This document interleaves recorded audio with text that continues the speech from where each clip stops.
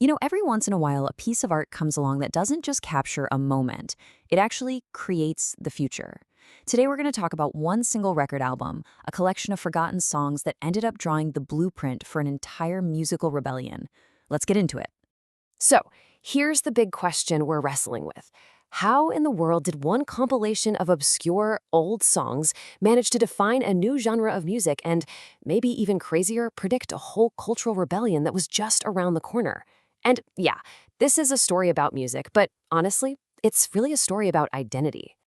And the whole thing kicks off with this guy, Lenny Kaye. You know what's so wild about what he said here? He's basically admitting that the genius of his creation was almost an accident. If he had another shot, he might have made it less strange, more straightforward. But that's the thing. All the magic, all the genius, was hiding in those weirder things. Okay, so first things first, let's talk about the actual object, this double LP that pretty much became a holy book for generations of musicians. So here's the lowdown. The album was called Nuggets, and it dropped in 1972. The guy who put it all together, Lenny Kaye, he wasn't some big-shot record exec. Nope. He was a writer and a clerk at a record shop. He was one of us, a total fan. His whole idea was to pull together all these amazing but totally forgotten American garage and psych rock singles from the mid-60s. So his mission, it sounds simple, but it was actually pretty profound. Dig through all the forgotten records and find the hidden gold. These raw, energetic tracks that time had just left behind. This wasn't the slick, polished stuff you heard on the radio. No way. This was something wilder, more raw, more real. But here's where it gets really interesting. The album didn't just save these old songs from being forgotten, it actually gave a name to a brand new idea. And this is the absolute key. Right there, buried in the liner notes, Kaye uses the term punk rock to describe the attitude of these bands. This was one of the very first times that phrase ever showed up in print, and just like that, he basically christened a sound and an attitude that didn't even really have a name yet. And man, this quote just nails its impact. Critics look back on Nuggets not just as some cool playlist, but as a foundational document, a major, major source of inspiration for the whole punk and garage rock scene that was about to explode just a few years later.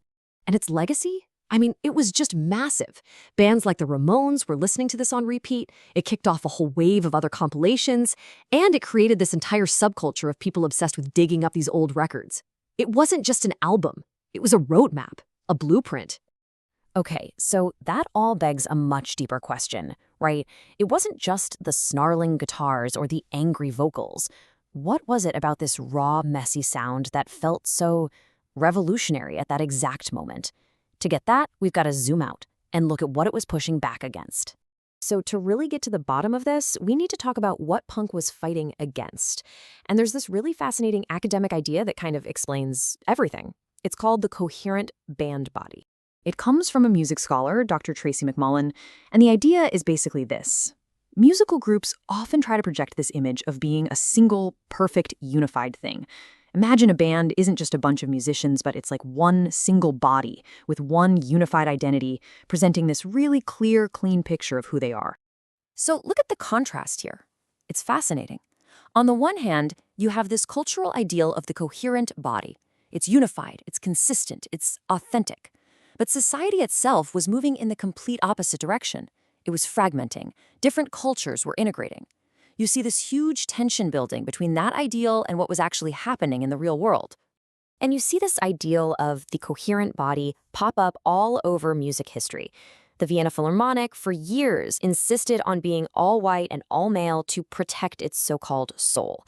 Early marching bands were framed as this tough, masculine thing, with girls often pushed into separate, decorative roles like being on the color guard. Or think about the big bands of the swing era, these all-male teams with one single female singer, which really hammered home these super strict gender boundaries.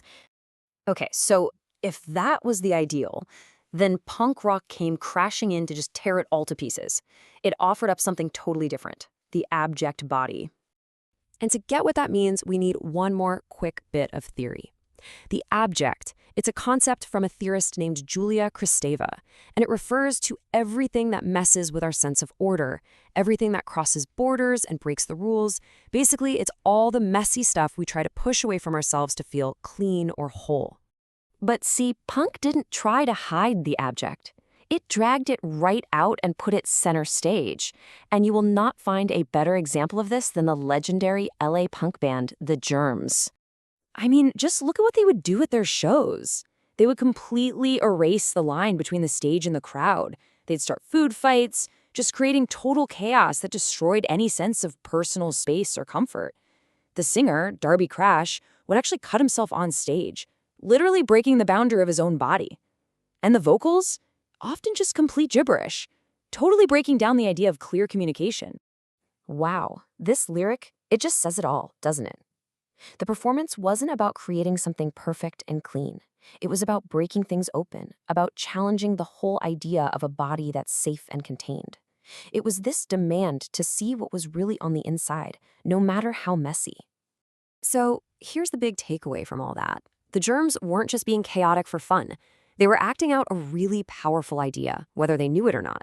By smashing all of these borders, physical, social, and musical, they were putting the abject right on stage. They were showing the world an identity that was broken, messy, and absolutely refused to be put in a box. Okay, so let's tie this all together. How does a dusty old compilation of 60 songs connect to this wild, radical performance of identity? And here it is. This is the final piece of the puzzle. Nuggets captured a very specific sound. It was raw, it was energetic, it was messy, and yeah, it was a little weird. And it basically put it in a bottle.